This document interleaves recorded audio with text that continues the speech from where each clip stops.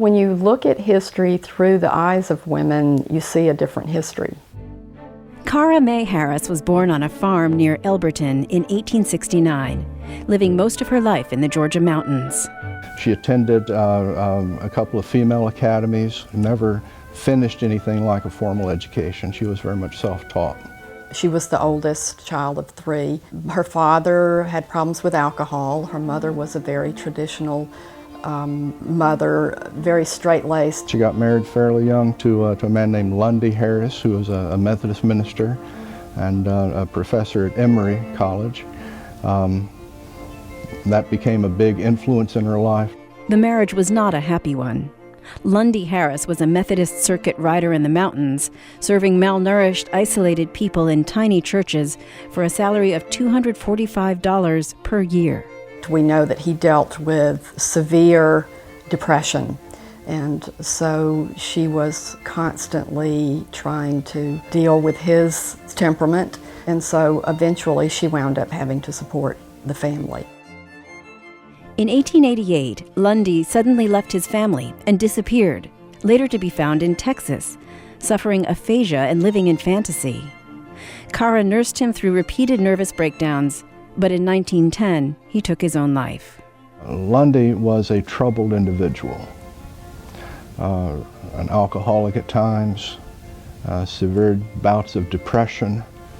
He caused her no little amount of grief, off and on throughout their relationship. And I think a lot of her writing was probably a response to that. Corra turned to writing as a way to support her family.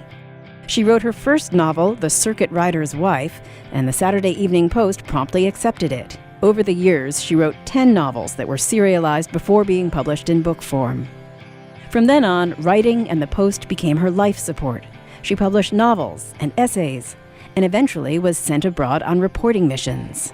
Initially, I think she was trying to put food on the table for her family and keep from being in grave debt.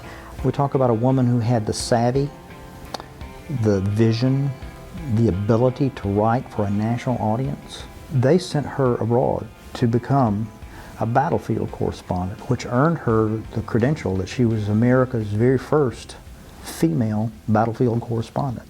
She had a really effective writing style, very earthy and very appealing, and so they employed her to write about the South from this fairly self-educated woman's view. It was very popular. Of course, it was controversial because she was defending the South. But I think her real achievement is the way she was able to portray at least certain aspects of Georgia life in the early 20th century, better than almost anyone else. One of the themes in her writing was the role of women and the ways they could find self-fulfillment. Her answer was traditional and unexpected, offering no illusions about married life. Corra states that romantic love must not get out of hand. One of her heroines remarks, "A woman can always manage the man she marries if she's not in love with him." Did she love Lundy? She would write later in several of her novels, she would write about romantic love, and she would sometimes deny that such a thing could even exist. Her daughter died unexpectedly as a young woman, and then a little over a year after her daughter died, her sister died, and so she experienced this one tragedy after another. Time after time, she lost herself in her work. That's why we have so much of her writing. Such attitudes could not survive the changes in popular tastes of the 1920s, and even the Post began rejecting her stories after 1930.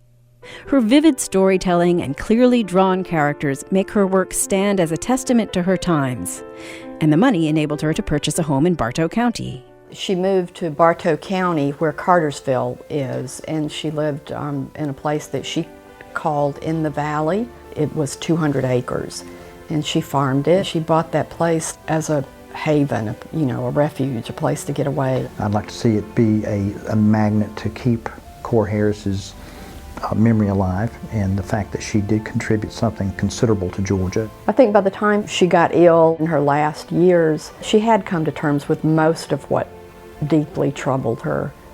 Corra Harris definitely deserves to be mentioned among Georgia women of achievement.